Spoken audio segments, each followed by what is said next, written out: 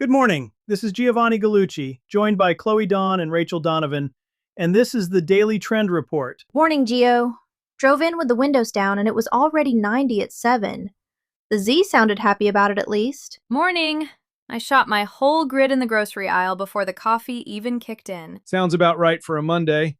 Today, a new Instagram button that pays you back for old work, a grocery report nobody's making a reel about, and what actually worked in content this week. So Eddie put a shipped feature at the top this morning, not a think piece. Instagram rolled out Replace Audio the week of the 20th. You can swap the sound on a post that's already live, and it keeps every like, every comment, every share, and all the reach it already earned. Unlimited times. And that's the part that matters. For 10 years, a post was a one-shot decision. You picked the sound, you hit publish, the reach curve ran its week, and the thing went quiet in your grid forever. This quietly changes what a post even is. Because now, it isn't dead. Now it's inventory. You made something good back in April that hit. Then it faded the way everything fades. Old world. That's the end of the story. New world. You drop this week's rising track onto it and you get a second discovery window on work you already paid to make. You didn't shoot anything. You didn't write anything. You reclaimed reach. There's a second half, too. Trending audio works on carousels and single photos now, so those can surface in the Reels feed and on Explore. Places a plain photo post basically couldn't reach before. Which is real for a small team, and that's most teams. The Giants have 100 people cranking out new things every day. You've got you and maybe one other person.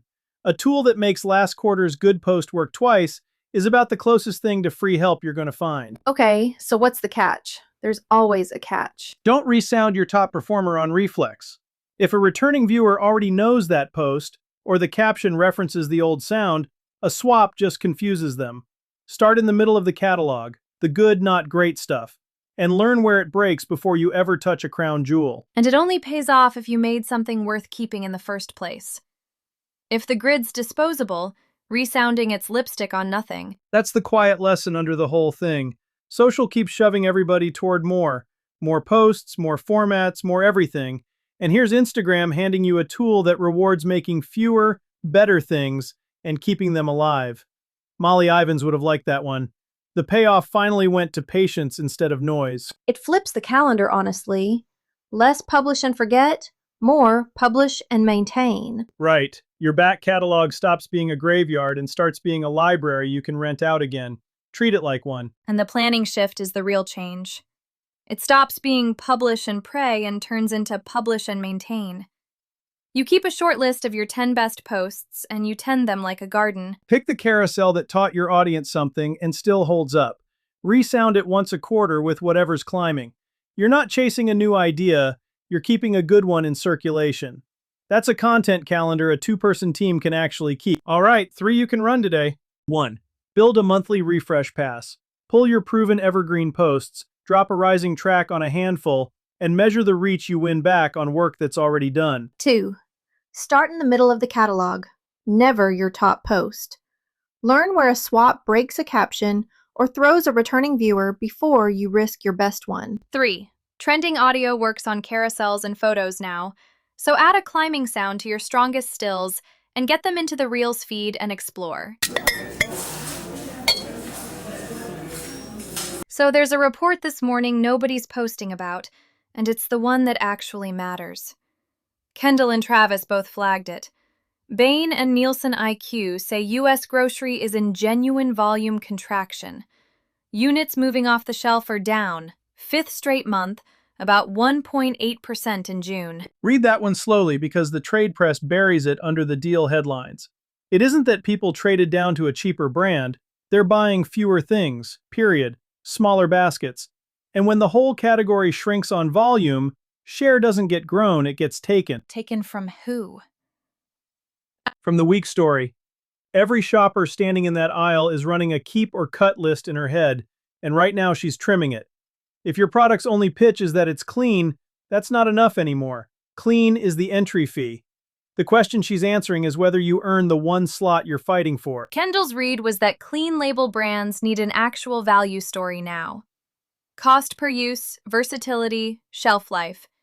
not just an ingredient purity flex. And here's where it turns into a content problem instead of a pricing problem, because you aren't going to win a price fight with private label, and you shouldn't try. You win by making the value legible right there in the feed. Show the versatility. 1 jar, 5 dinners. Make a little recurring series out of it so people file you under useful, not expensive. So the usefulness is the ad. The usefulness is the ad. And put the longevity on screen.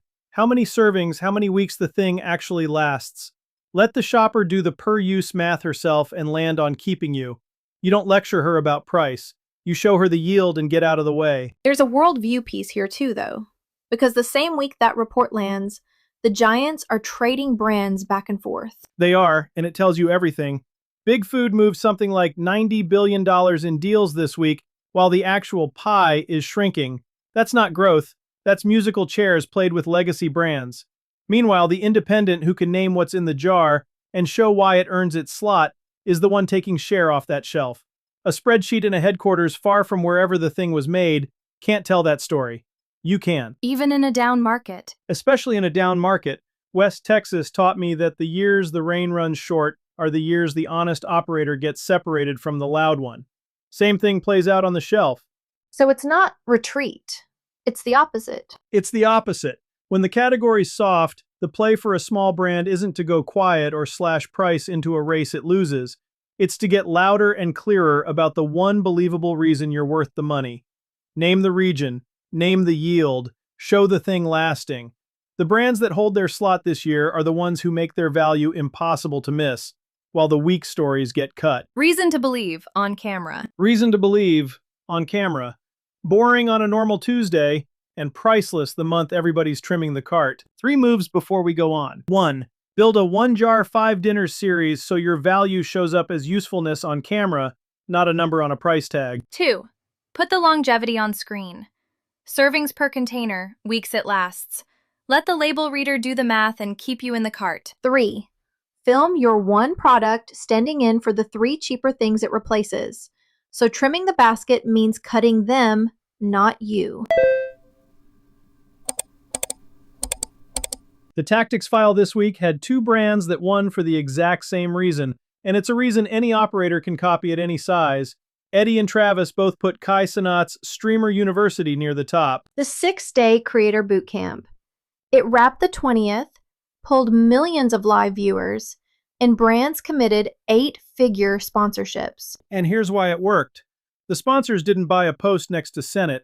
They lived inside a thing his community already wanted to watch. Digiday called it a masterclass. The brand presence felt earned because it was sitting in the middle of the content, not bolted on beside it. The second one was smaller. Duncan and Park. Travis had it as a clean win. Chelsea Park runs a founder-led apparel brand, started in 2022, with a community that genuinely trusts her taste. Duncan did a drink and some merch with her, staggered the drops, and fans were calling it the best Duncan collab yet before it even shipped, because it read as her drop, not a fast food promo. Same lesson out of both. Exactly the same. You don't rent an audience, you plug into a community somebody else already earned, and you show up as a participant, not a logo. That's the whole game right now, because the feed is drowning in AI slop, and the one thing a machine can't fake is a real community that trusts a real human. So what does the miss look like? The miss is showing up to one of these moments as a logo wall. Eddie flagged it. Most brands got a big creator summit wrong this week, treated it like signage, and got ignored. The one brand that showed up actually useful to the creators walked away with the content everybody else paid for and didn't get. There was also the Michaels thing, the doubles conversion claim. Right, and it's a fair caution. Michaels turned an internal AI win into a press story, and it worked as earned media. But the number's their own, unverified. So the lesson is the storytelling, own your proof in public, not the specific stat. In a feed full of confident nonsense, a number somebody can actually check is worth 10 you made up. So brag, but bring the receipt. Bring the receipt. That's the whole difference between a proof point and a press release. And you don't need Cenat's numbers to run the streamer you play. Not even close. Scale it all the way down. A food brand runs a creator day. A coffee roaster hosts a small cohort and teaches them something real. You're building a room your people show up for, and you own the room instead of renting a spot in somebody else's. The 8 figures is Cenat's version. Yours might cost a Saturday and some folding chairs. And it keeps producing after the day's over. That's the point. A one-off post is spent the day it goes up. A recurring thing keeps making content and relationships every time it runs. Here's what to actually do with all of that. 1. Build a small recurring thing people show up for. A monthly class, a cohort, a live workshop, and let partners live inside it instead of buying a slot beside it. 2. When you collab, pick a partner whose people trust their taste and let them lead the creative, so it lands as their drop and not your ad. 3. When you brag about a result, show a number someone could actually check. In a slop-filled feed, a verifiable receipt is the flex. That's the report.